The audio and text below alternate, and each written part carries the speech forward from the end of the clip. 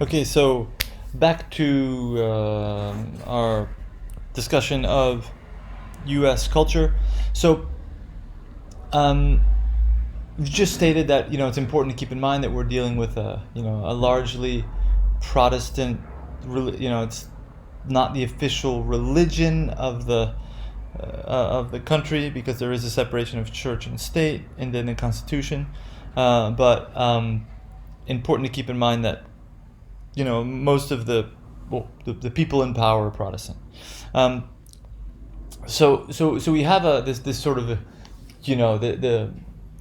establishment of the we have the Revolutionary War, the War of Independence, and we have 1976, the Declaration of Independence. I'm not going to go into everything, but it's important to note that maybe we'll just start with the continuation with the UK.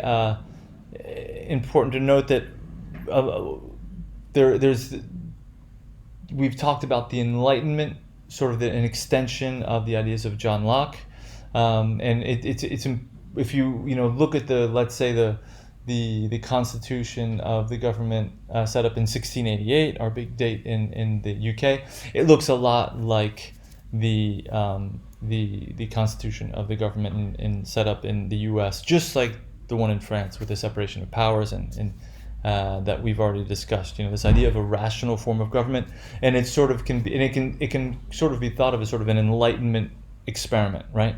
And I would say the best example of this would be Thomas Jefferson, who he had a correspondence with a lot of Enlightenment philosophers. He had the biggest library in the United States in Virginia. In his personal library was the biggest library in the country. And so we have this idea that in the beginning stages of the country is sort of this, sort of a progressive Enlightenment experiment. It's sort of and there is, so once again, this idea of this notion of the triumph of reason. We have sort of a more reasonable, rationalistic form of government as opposed to, the sort of authoritarian, irrational government with a king. Um, so that is sort of where America stands in the outset, and there's something that we could perhaps in the beginning put our finger on. Central paradoxes is, I just said that Jefferson has his estate is in Virginia, and like George Washington, he was a slaveholder. So there's this whole problem with. There's also the question of obviously the Indians. So there's always going to be these sort of lofty ideals, right, that we have seen both in the glorious it's called the Glorious Revolution in 1688 in England, and the American Revolution. But it's always the question of with the we talk about the rights of man, these kind of things. How does this pan out in real life? So in his sort of the justification of this sort of the righteousness or the triumph of this form of government for Jefferson is what is referred to as Jeffersonian democracy. So this is really the only thing you really need to, the main idea that you need to. He's an Enlightenment philosopher. This idea of rationalism, and also the idea that he claims that it's important to note that here we have an agrarian society, right? We're a far cry from the Industrial Revolution, and the idea is that according to Jefferson, right, and this makes by the way, the Indian question complicated. According to Jefferson, Europe is a more corrupt place than the U.S.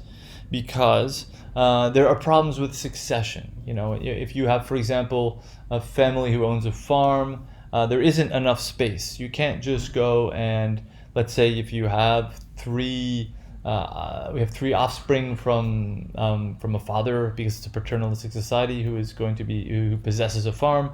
There sort of has to be this sort of decision to give it to one of the offspring, and there will be competition with the offspring, their descent, and then will lead to. There's this idea that this leads to sort of political turmoil and political parties and corruption. And Jefferson sort of says that in the United States there can be this idea of this sort of rational experiment. There can be sort of this agrarian society where everyone has the land they need, and it can be sort of more egalitarian. There can be this sort of a cooperation, a rational cooperation of pious landowners, right? Everyone is sort of their landowner, who are, hardworking, industrious. I say pious, they're very often religious, and there is not going to be this kind of corruption. There's not that is found in Europe. This is sort of his ideal. I'm not saying it's not really the reality.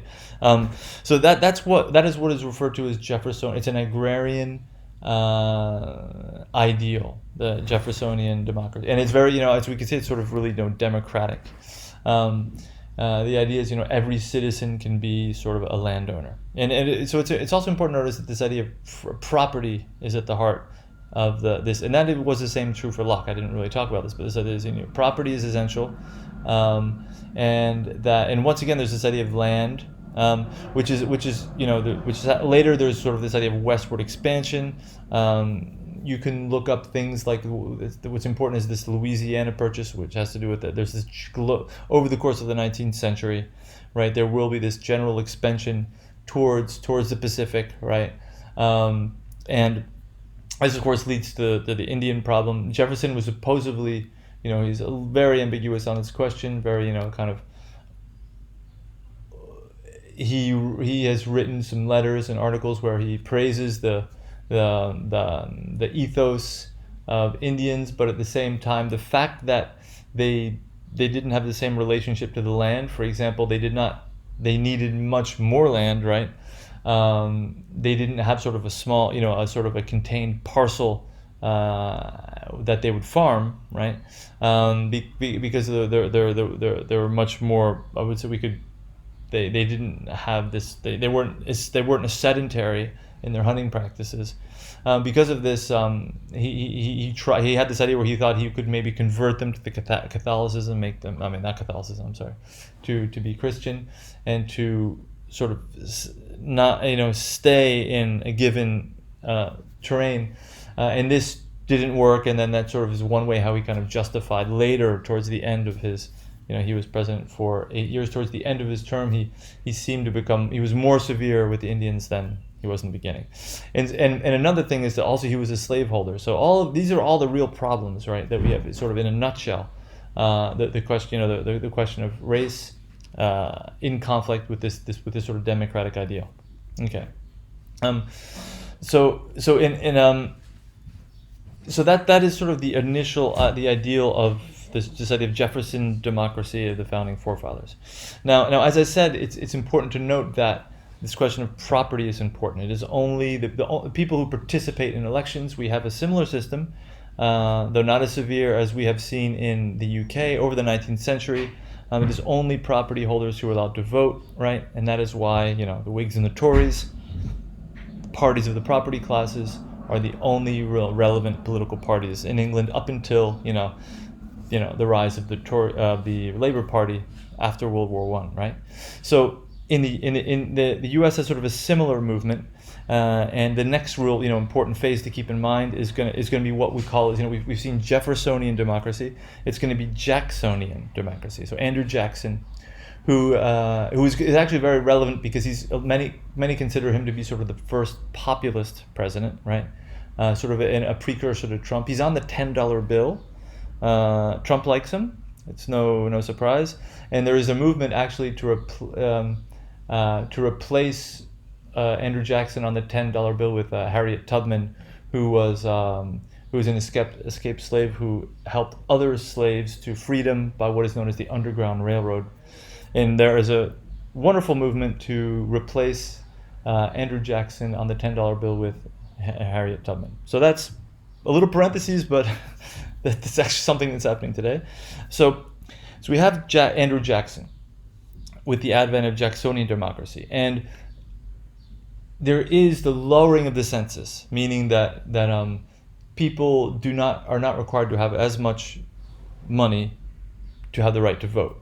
So that sort of it's a more democratic, but this and this is a very delicate, difficult to understand question, or difficult to sort of explain it in a simplifying way. Let's just say that this did coincide with sort of the advent of populism. Jackson, by the way, was He was sort of a war hero in the War of 1812.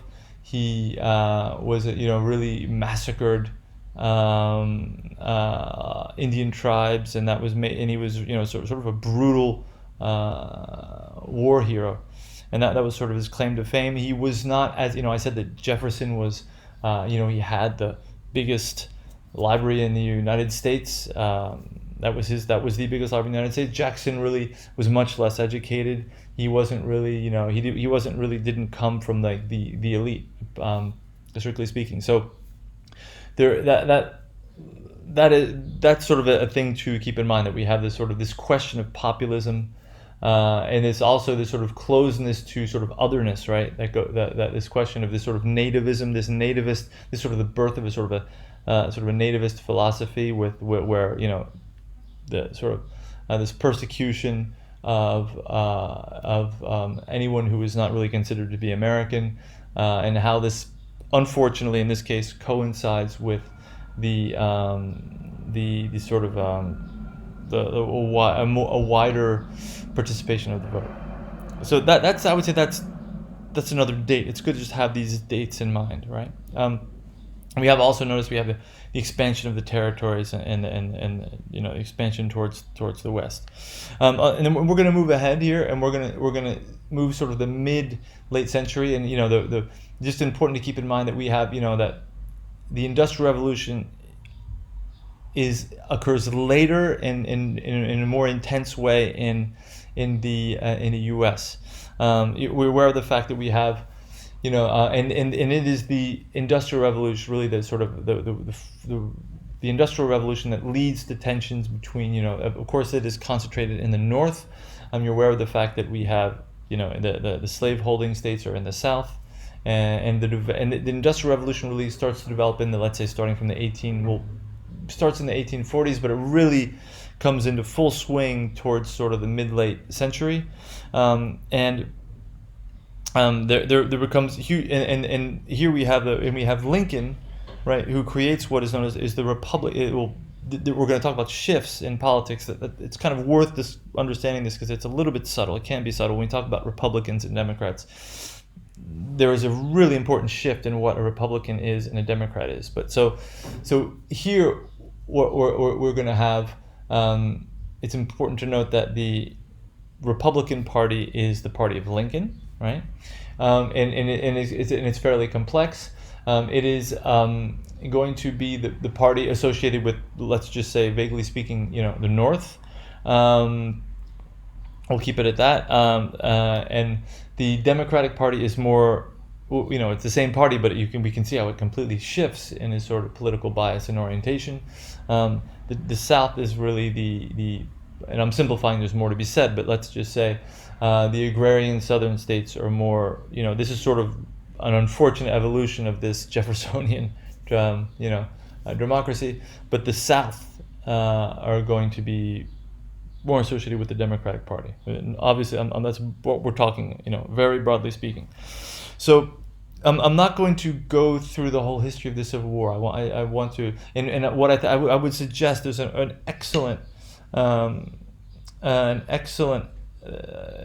think it's a better idea to watch. I gave a reference to the documentary by Henry Louis Gates Jr., who is president of Harvard University, one of the leading living specialists in African American culture. He has his PBS series on Reconstruction is excellent. It's one of the reasons I'm going to be able to avoid it's better to see. He has the leading experts who are interviewed on the question. It's wonderful. The images are wonderful. It's an excellent resume, and it's recently done. I'm not going to go into any lengthy. You're probably happy for this.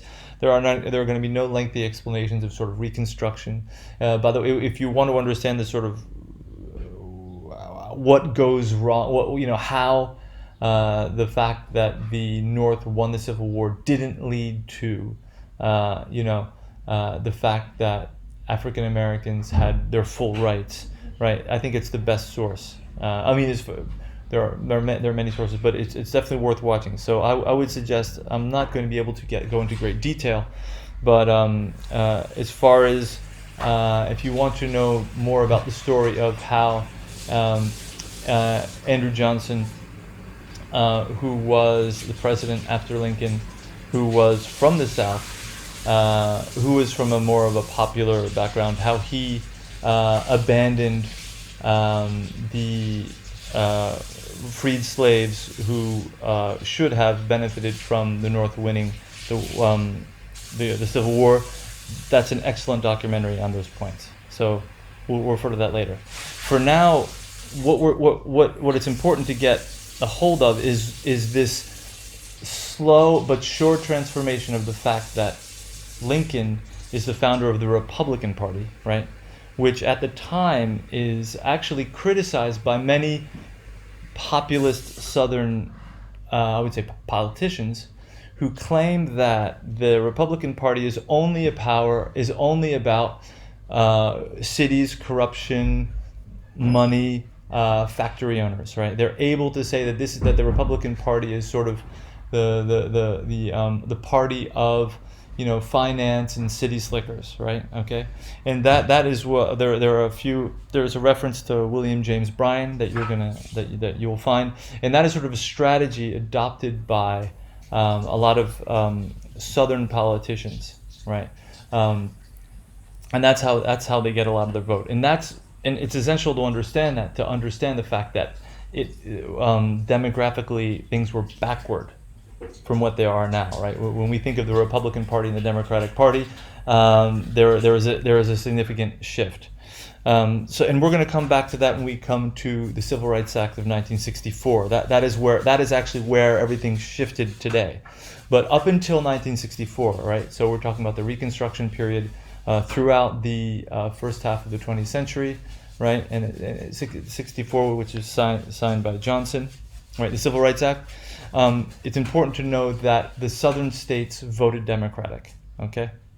And we'll come to that when we get to 64. Okay, so now as I've said, it's important the main idea is really to be able to relate developments in American culture to UK culture. Now, as I remember, we've talked about that there were two waves of industrial revolution in England, and in the U.S., as I've said, the industrial revolution hits later. It comes later, right? And it really takes off after the I would say in the from 65, after the North win the Industrial Revolution. They can more adequately there are debates about how much the war actually contributed to the growth of factories, but it really takes off in the I would say the final third of the 19th century. And this is where we're going to come back to this question of immigration. There are the two major waves of immigration are at this period in the 1850s and 60s are from Ireland and Germany, right? You're aware of the potato famine, I'm sure, and there are conflicts with Bismarck in Germany, and so there are major waves of immigration that come in. And it's important, well, just for the detail, that not only, right, later there's going to be a wave of Italian immigration, right, and it's important to note that this is where a lot of the workforce comes. It's more, as it were, Irish immigration worked more Irish, even though they worked more in the factories. A lot of German immigrants were, and there's a lot of Irish immigrants established in sort of the northern cities. And New York, Philadelphia, and Boston, whereas a lot of the German immigrants ended up moving into the Midwest, and a lot of them they might have had some savings, and they might have more artisans. So there's interesting patterns, and that's actually why there's a lot of German obviously have more Protestant religious background. There's sort of a more Protestant stronghold sometimes in the Midwest, and in the East there are more. And it's important to note that. But with the Irish immigrants, we have the fact that they're Catholic, and there were debates, very similar to the ones we see today about the fact that in the eyes of the Protestant, it's hard to say too much of the establishment, the Irish, Catholics were. It might seem it's difficult to understand from the French context, but considered to be the fact that they had so many children, that they drank, they seemed to be less how should we say, self-contained. Didn't have as good. They were dirtier. Didn't have their manners weren't as good. There were a lot of prejudice, and there was debates about how the letting them come, right? So, but there were no quotas. There were no immigration quotas, right? So it's important to know that this whole dynamic, this massive industrial wave really has to do with the heavy immigration coming from Europe. And this also leads to the fact that it's important to note that even so, there is less income inequality in the U.S. as in Europe until the 20th century, and that's actually, I'm referring to this. This is something that isn't very often stated, but it's well studied by the book by Thomas Piketty that I referred to, the one in French, Capitalisme et Idéologie. I'm not sure if it's been translated yet. It came out last year. That'll give you a good idea for this dynamic and how it's a little bit different in the U.S. than in the U.K. Right? So as we've said, is the Industrial Revolution occurs later in England, and it occurs in the U.S., but it occurs in a more accelerated way because of these heavy waves of immigration, right? Not only, but that's one of the reasons. And this actually leads to the emergence of, remember we had this idea of this sort of democratic Jeffersonian ideal that when we talk about sort of the inequality, there is the whole, the way of this leads to the emergence of heavy concentration of wealth, and there are people like you might have heard of the Mellons and the Rockefellers and the Carnegies, and there is this there are new industrial methods. There are the Carnegie is going to have sort of a monopoly of steel, and we're going to have we have the expansion of the railroads. I think these are things you're aware of. I don't want to really spend too much time getting involved in this, but there is this whole emergence of this, enormously wealthy class called and they're referred to as the robber barons because of their, some of their business methods might be divisive, and a huge acceleration in income disparity, and this leads to sort of the progressive era being moving on to the 20s, right? This is where we have a lot of really the growth of people become very aware of sort of the evils of this enormous expansion we have, and we have the things you might want to look up: antitrust laws to break up this heavy concentration of capital, the development of laws we have laws in the workplace for working hours, and this really this is what we associated with the progressive era, and that is about the 1920s. I'm not going to say more. Now, and I'm not. I think you're all aware of the fact. I think you're aware of the fact that we have the Depression in the 1930s. Then we have the Roosevelt's government. And it's just interesting you can put this in relationship with what we call the Keynesian. We looked at John Maynard Keynes in the UK, and we've sort of seen that there is what is called the Keynesian consensus of sort of a planned economy, government spending, and this is sort of a part and parcel of what is happening starting from the 30s in the UK. So these kind of go together, and the whole creation of some degree of social security, but even though it's not probably as much as it would seem, but I would say this comes to its head, and I'm not going to go through all the presidents. I think it'll be a little bit of it's really too much. This has been a little bit more involved than it was I originally intended it to be, but it's hard to get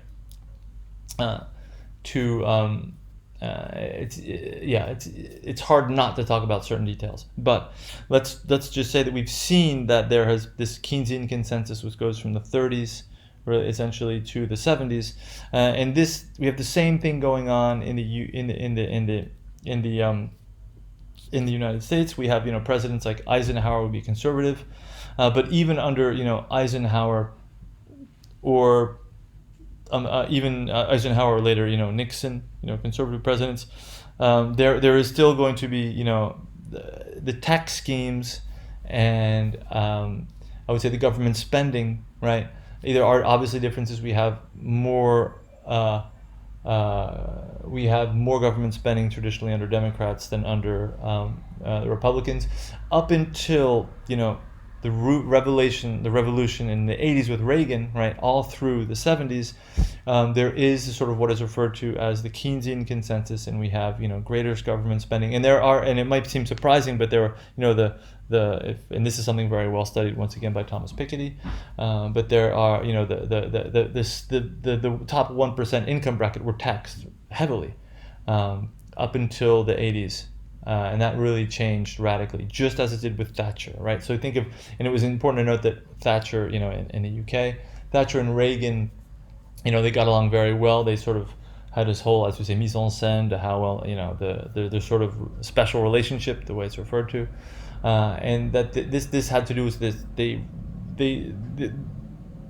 There was there's sort of a coordination between this sort of the end of the Keynesian consensus, which leads to the whole growth of inequality that we see. That's what really began in the 80s, and it never really changed since. And so we have this sort of general movement, and I would say that the real high point of this movement, which is paradoxical because he is the president who was really in power for most of the Vietnam War, is we have a Lyndon Johnson, who was president who was vice president under Kennedy when Kennedy was assassinated in '63. He took over. He was reelected, and so was president up until 1969. So we have Lyndon Johnson, who is he's often, for some reason, it's easy to sometimes referred to as LBJ, but it's really important to understand where he is in the picture, and then I think the rest becomes a lot clearer.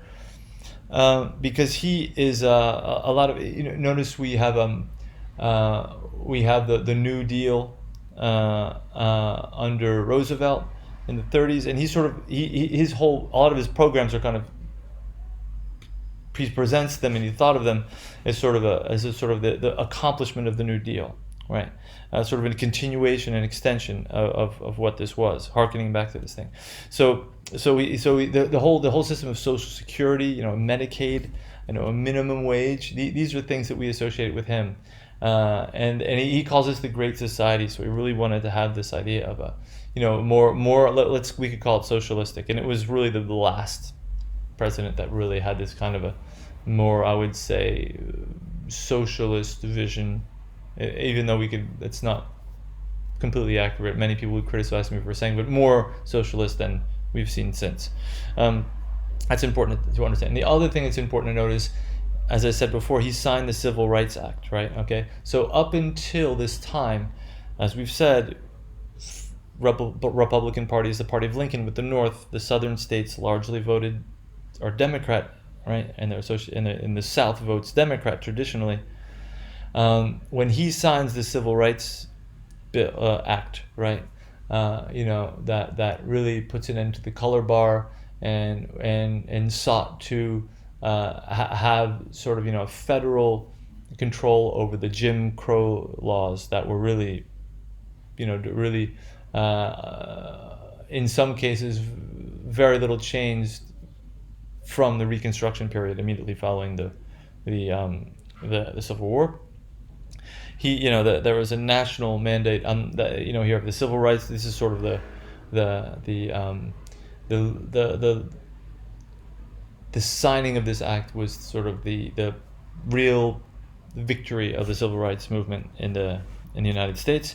And in signing this act, there was a shift where the southern states, I would say, largely voted more more Republican than Democrat, right? So that's a big, and that's and it's been that way since, and that's what we're familiar with. If you look at sort of what are known as the red and the blue states, the red states being the ones that vote Republican and blue, and that's important for you to understand that dynamic. That really, with the signing of that act under, and he said, I think there's a quotation where he sort of knew what he he's sort of aware of this, and that's why previous Democratic, many previous Democratic politicians said they couldn't do this because they would lose these votes and it would be impossible for them to keep in power. So that dynamic is important to understand.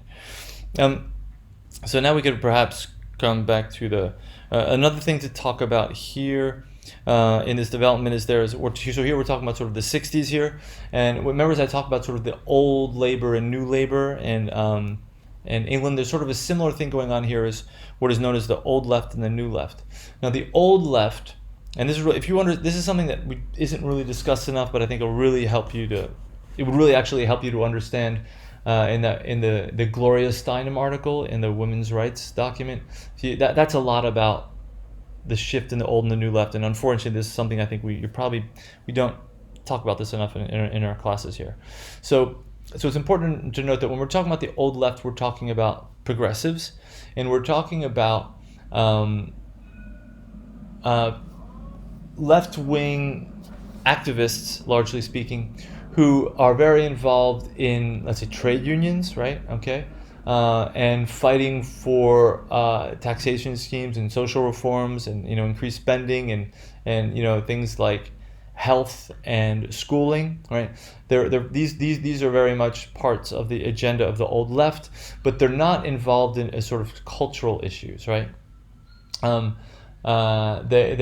more sort of a lot of them are sort of former Marxists. They have sort of an economic mindset, but they're not as they're not really involved in cultural issues about sort of, you could say very often we can be talking about things like women's rights, and we can be talk about things like ethnic diversity. They're not concerned with these, or we could talk about also the fact that LGBT rights, things like that. There's a lot of sort of even within the old left there are activists. One of them, his name is Matheson, I'm just citing one, who may be, for example, homosexual, but they would not talk about this. This would be sort of a private thing, right? But with the Vietnam War, right, there's sort of a shift, there's sort of a break between the old and the new left, because Johnson, one of his paradoxes, I've just said he's sort of the continuer of these sort of I would say social reforms, and sort of almost like a socialist, a lot of socialist, we call them that, polities as far as health and education is concerned, and government spending. He is actually, he's obviously fighting against, he's engaged in the Vietnam War, which is because he's supporting this sort of idea of the legitimacy of the way free democracies can have perfectible progressive social systems, and that is the sort of way he's defending this. I would say this system as opposed to the communist system, and this is really sort of the paradigm of sort of the old left. And then usually, with the 60s, we can see the sort of the style of the 60s, and the fact that we have, people of color are much more involved. I would say, women's rights. We have, basically a different attitude, and there's a real conflict between, and the idea of cultural questions, right, but sort of become a part of politics that were kind of kept secret, right? Okay, and that's a real shift. Right, and there's sort of a war between the old. Sometimes there's sort of a war between the old and the new left that we see today. So now we move to sort of so we could say the end of this sort of Keynesian consensus and sort of the beginning of what we see today is we see that really happening under Reagan, right? I'm just going to say the 80s. We have this sort of, once again, the conservative revolution, and heavily decreased government spending, although he spends a lot on defense, a huge amount on defense, and financial deregulation, much of what we've seen, and especially huge tax cuts for the rich, right? Okay, and that's really what the conservative revolution under Reagan is about. I think we'll leave it there. I don't want to go too much more into detail. And then we could say, so the Republicans remain in power. We have Reagan's vice president, the first Bush, who has 2 terms, So we have sort of 16 years of uninterrupted Republican rule, if you will. And then we have the return of the Democrats. That will be with Clinton, so 1993 to 2001. And we talked about Tony Blair and New Labour. It's important to notice Tony Blair comes into power just a few years later. Tony Blair really studied Bill Clinton's his sort of marketing and his sort of way to sort of not go back to sort of this heavy government spending type of political program that we associate with the Democrats, sort of on someone like Lyndon B. Johnson, right? So it's a similar, it's an extreme. There's a real.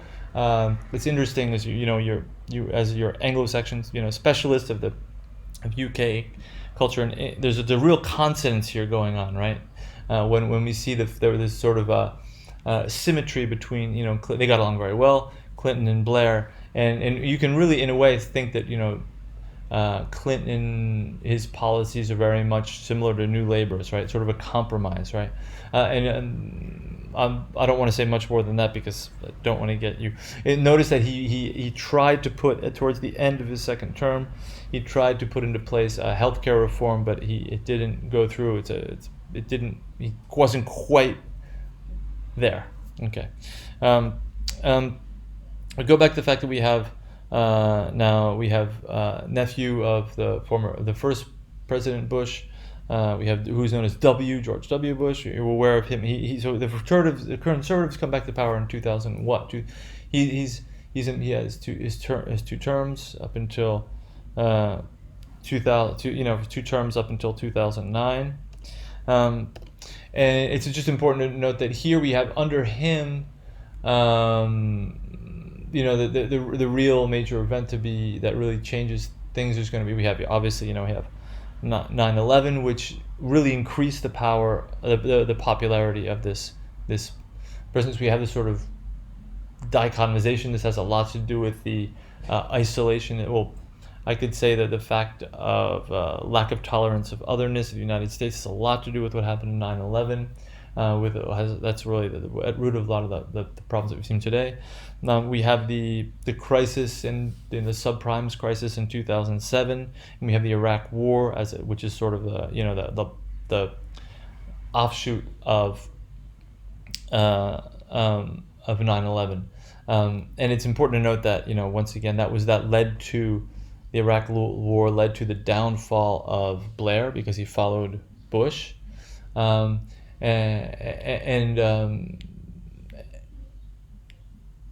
don't want to get too much more into detail there. I want to focus and make sure that we can get through in a focused way to the end. So, but it's really the financial crisis in 2007. I want to focus on that, which leads to Obama's election. He's elected in 2008. He becomes president in 2009. He has two terms. And it's important that I give you. It's really important for any document you get about sort of what's going on now in American politics. You really need to understand the dynamic between Senate, what's going on in Congress, by the way, which is both the Senate and the House of Representatives, right? And the executive, right? Because if you don't understand this, it's really going to be hard for you to make any sense of what's going on. So, what happens is, with the financial crisis, that was really the thing that helped, because it was sort of perceived to be this financial crisis was sort of perceived to be a consequence of this deregulation that we talked about, this financial deregulation that we talked about under Reagan, and this sort of laissez-faire economic policy was perceived to be at the origin of this financial crisis, which hit the U.S. much harder than France, by the way. So Obama kind of emerged as sort of the person, as they say en français, l'homme de la situation. He's elected. A very moving moment where we had the first African American president. Well, he was, as I say, even though he's a mixed race, this is just an enormous, a great moment in American history. So it's important to note that when he's a landslide victory, and when we have presidential elections, there are presidential elections in which there are what is known as down ticket elections, meaning that the voters vote for the Senate, House of Representatives, and the president, right? And in that election, it was a landslide victory, and the Democrats had the Senate, the House, and the president. So this is a rare. That means they had a lot of power. So it's important to note that. And so the first thing that the President Obama undertakes is his healthcare reform. So he undertakes this in 2009, which is undertaking at the same time that he's trying to get the economy restarted, and you're aware it's a very complicated reform because of the complexities of the privatized healthcare system in the U.S. And there was a counter movement to this, which is known as the Tea Party movement, right? Which is a populist movement saying that the idea that all Americans under this health care reform will be required to have health care is considered to be an infringement on liberties, right? Okay, it's really important to keep in mind, and it's important to keep in mind that this is sort of a popular movement associated with very much the people who vote for Trump. The Tea Party really became Trump supporters, and they were in a sense also they were financially supported by very rich Republican backers. There's these people called the Koch brothers, Koch, and they actually financed groups of Tea Party members to go and make very public disruptive interventions in town halls about the health Obamacare, meaning the healthcare system being put into place. So there's a lot of upheaval, right? And that's sort of the beginning of that's sort of the current situation that we have here, is where we have this emergence of this sort of I would say a sort of an uneasy cohabitation between very wealthy Republicans who are, members of the elite, who manipulate people who are less well off in mostly I would say rural, I would say backwoods kind of geographically in sort of not middle class sort of urban environments, right? And that is what the Tea Party is about. And that same dynamic really is really what happens with Trump, right? We have a sort of a Trump member of the elite ruling class sort of manipulating people from this background. That's sort of one important thing to keep in mind. So that's really where it comes into being. So that's really where that this dynamic comes into being with the Tea Party, which really surges with the passing of what is called Obamacare. Now, Obama had to make a lot of compromises. Now, it's important to note also, this is the second thing to keep in mind. If you have this in mind, you'll be able to understand what's going on today much better.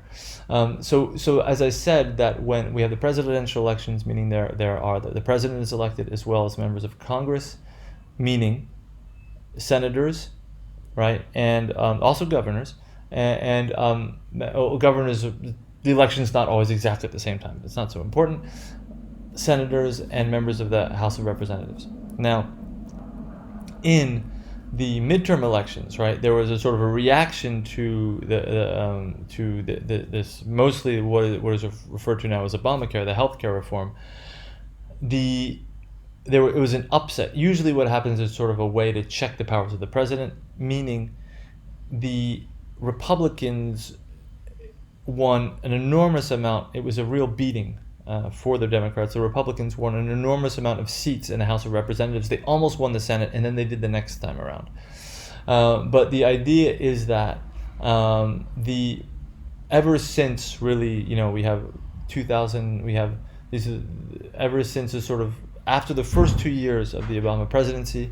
It's really important to note that the Republicans have more or less control of Congress, right? And the situation has been the same ever since.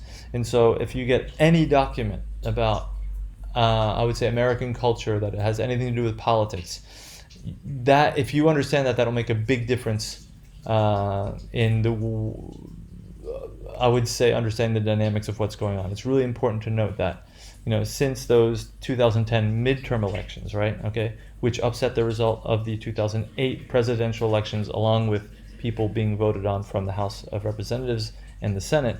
That dynamic has stayed that same way ever since. So that's the important thing to keep in mind. So notice that all of the things that happened, the emergence of the Tea Party, right? In the first 2 years of the first Obama president term as president, the emergence of the Tea Party, right, as this sort of grassroots, populist, xenophobic organization that is funded by Republican elites, right? That really, a lot of this, the present situation really emerged then, and it's important that you understand that to make sense of it. And that is all. I think we're gonna end there. And I would just urge you to keep up to date on what's happening over the past year or two. And I would suggest actually watching. There's a channel known as MSNBC. You can go on their internet site. I've already included a link to the Rachel Maddow show. If any question you have, you might want to just go Rachel Maddow Tea Party. You'll see, and it's a very very lively, clear presentation of the situation. And also, you might, there's another channel it's called Vox, Vox, and they have really good summaries of the things I'm talking about, and they do it much better than I do this with videos, and they don't try to give too much information in a short video. So that is the end of our culture information, and I wish you luck with your presentations. We're not going to be very severe in correcting them. The idea is really to give you a chance to practice. In between the candidates who practice these exercises and don't, there's a world. If you practice, you will be able to get your CAPS, but you need to practice doing it. It's the only way. So best of luck, and I look forward to receiving your presentations by the 1st of June. Take care.